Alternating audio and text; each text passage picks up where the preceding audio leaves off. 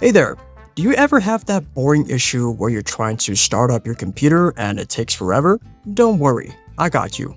Alright, so first thing that you gotta do is head over to the bottom where the taskbar is, then you're going to right click and you're going to choose Task Manager. After selecting Task Manager, head over to the left side and look for something which says Startup Apps. This is basically going to show you all the apps which start up at the beginning after your laptop or computer boots. And this is the main culprit as to why so many computers and laptops slow down and take long to start up. So you have to make sure that you disable a lot of them. So let's say FX Sound. If you go to this area where it says Status and we zoom in, it's going to say Enabled. So that means whenever the computer starts up, this application is going to run, and which is going to slow it down. So we want to speed up our startup process. So you're going to right click, then you're going to choose Disable.